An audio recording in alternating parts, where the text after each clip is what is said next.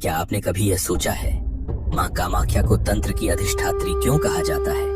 क्या आपने उस स्थान की कल्पना की है जहाँ न कोई मूर्ति है न आरती, फिर भी ब्रह्मांड की गूंज वहाँ सजीव हो उठती है? यह मंदिर है माँ कामाख्या का, जहाँ देवी की उपासना नयन नहीं आत्मा से की जाती है, जहाँ सृजन की शक्ति एक शिला के रूप में जागृत है। यहाँ देवी न केवल कृपा देती हैं, बल्कि मर्यादा टूटने पर दंड भी। कभी एक परम भक्त उनकी लीला की मर्यादा लांघ बैठा और देवी के कोप का शिकार बन गया।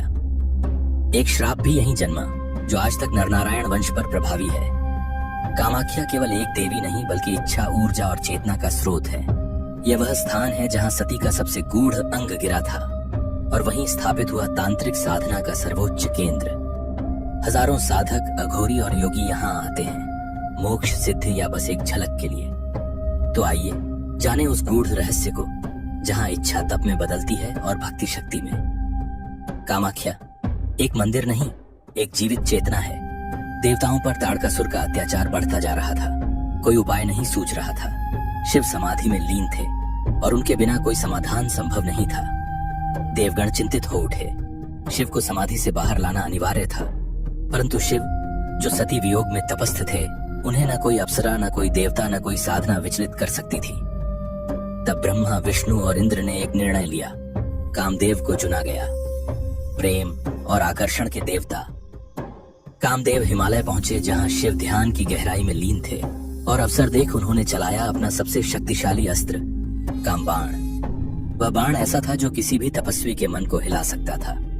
जैसे ही बाण ने शिव को स्पर्श किया, तपस्या भंग हो गई। शिव की आंखें खुली, पर यह कृत्य उन्हें अनुचित और अपवित्र प्रतीत हुआ।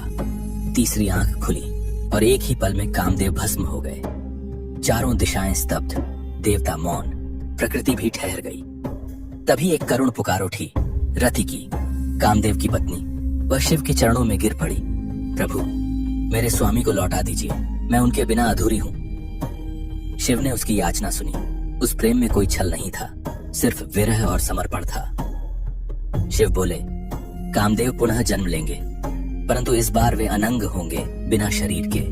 समय बीता और कामदेव ने पुनः जन्म लिया, लेकिन यह जन्म पहले जैसा निष्कलंक नहीं था।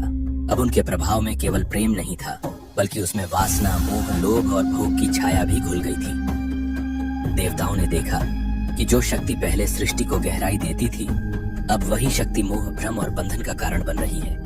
यह देख भगवान शिव मौन नहीं रहे। उन्होंने एक दिव्य निर्णय लिया। काम की ऊर्जा को अब संयम और साधना में रूपांतरित किया जाए। शिव बोले, एक ऐसा स्थान निर्मित हो जहाँ काम भस्म न हो, बल्कि साधना में रूपांतरित हो। विश्वकर्मा और रति के सहयोग से कामदेव ने शिव के आदेश पर एक पवित्र शक्तिपीठ की स्थापना की, कामाख्या। यह वही स्थान था जहाँ माता सती का सबसे गूढ़ अंग, योनि, गिरा था। नीलांचल पर्वत की छांव में बसी यह भूमि अब केवल एक मंदिर नहीं, बल्कि सृजन, ऊर्जा और तंत्र की प्रयोग भूमि बन गई। यहाँ काम का अर्थ केवल शरीर नहीं, बल्कि वह शक्ति है जो संसार को रचती है, संयम में रहती है और तप से प्रकाशित होती है। आज भी योगी, तांत्रिक और साधक यहाँ अपने भीतर की इच्छाओं को शुद्ध, शांत और जागृत करने आते हैं। काम यदि मर्यादित हो तो सृजन है, और यदि अनियंत्रित हो तो विनाश। यही कामाख्या की आत्मा है।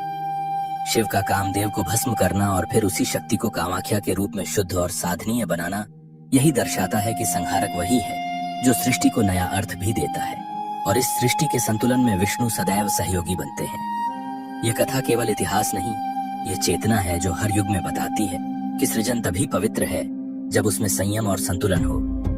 भारत की आध्यात्मिक धरती पर जहाँ भक्ति, योग और तंत्र की धाराएं एक दूसरे में विलीन होती हैं, वहीं पूर्वोत्तर के नीलांचल पर्वत पर माँ कामाख्या का धाम एक ऐसा शक्ति स्रोत है जिसकी ऊर्जा केवल अनुभूत की जा सकती है, समझी नहीं जा सकती। यह मंदिर कोई साधारण स्थल नहीं, बल्कि तंत्र की चेतना का सजीव केंद्र है, जहाँ सदियों से साधक, तांत्रिक और योगी अपने भीतर की अग्नि को दिव्यता में रूपांतरित करने आते हैं।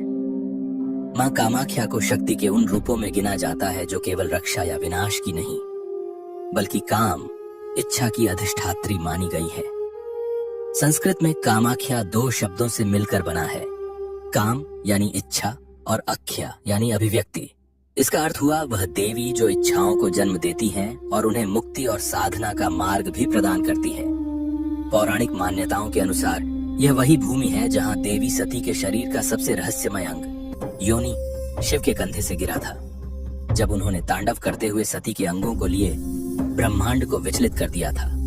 इसी स्थान पर स्थापित हुआ कामाख्या शक्तिपीठ, जो 51 शक्तिपीठों में सबसे रहस्यमय और तांत्रिक रूप से प्रभावशाली माना जाता है। कामाख्या मंदिर एक ऐसा स्थान है जहां कोई मूर्ति नहीं, बल्कि पूजा होती है प्राकृतिक गुफा में स्थित एक जीवंत योनि शिला की, जो सदैव जल से अभिसिंचित रहती है। इस जलधारा को ब्रह्मपुत्र की गुप्त शाखा माना जाता है। यह शिला सिर्फ पत्थर नहीं, बल्कि सृजन की जीवित चेतना है, जो इच्छा को जन्म देती है और उसे साधना के माध्यम से मुक्ति में रूपांतरित कर देती है।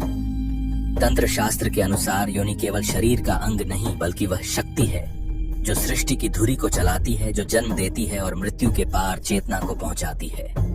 मां कामाख्या उसी जागृत ऊर्जा की जीवंत मूर्ति है। यह वही स्थान है जहां साधक अपनी अहंकार की परतें गलाकर शक्ति से एकात्म हो जाते हैं। कहा जाता है कि इस योनि शिला पर कुछ ऐसे गूढ़ चिन्ह हैं जो केवल अनुभवी तांत्रिकों को ही दिखाई देते हैं, वो भी केवल विशिष्ट अनुष्ठानों में। यहाँ अनेक गुप्त शमशान साधना स्थलों का उल्लेख मिलता है, जहाँ केवल अघोरी ही रात्रि में प्रवेश कर सकते हैं। यह साधनाएं अत्यंत गोपनीय होती हैं और साधक को जीवन और मृत्यु के पार की अनुभूति कराती है।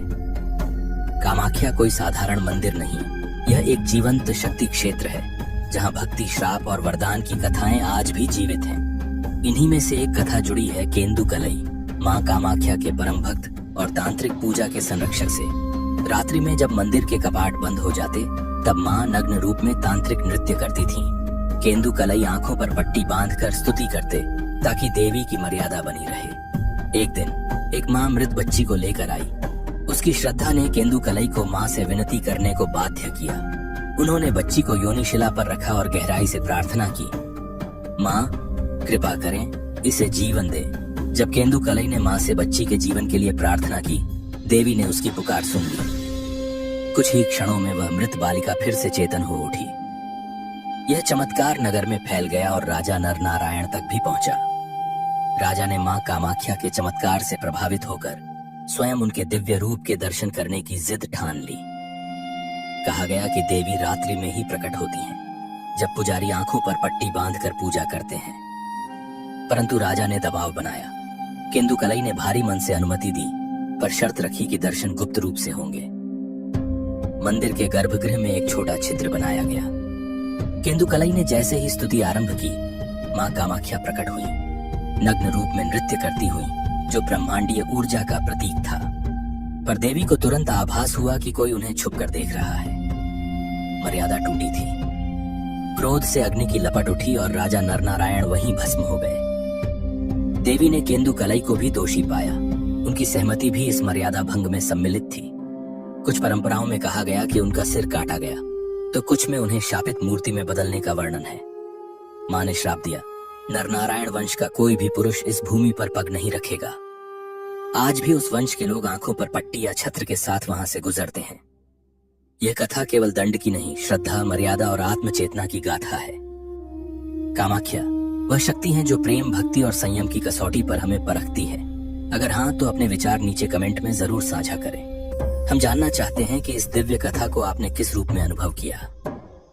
कामाख्या देवी का मंदिर कोई साधारण स्थल नहीं, यह एक जीवित चेतना है। यहाँ हर शिला, हर परंपरा, हर मंत्र के पीछे एक रहस्य छिपा होता है। कुछ कथाएं कही जाती हैं और कुछ अब भी इस संसार से छिपी हुई हैं। और यह तो बस शुरुआत है। जैसे ही आपका स्नेह और समर्थन मिलेगा, हम माँ की कृपा से अगली कड़ी लेकर फिर लौटेंगे। अगर यह वीडियो आपको ज्ञान, रोमांच और चेतना से भर पाया हो, तो कृपया लाइक करें, शेयर करें, सब्सक्राइब जरूर करें, ताकि अगली कथा आपसे छूट न जाए। आपका साथ हमारी साधना का बल है। शक्ति, शांति और सिद्धि आपके जीवन में सदैव बनी रहे। जय मां कामाख्या।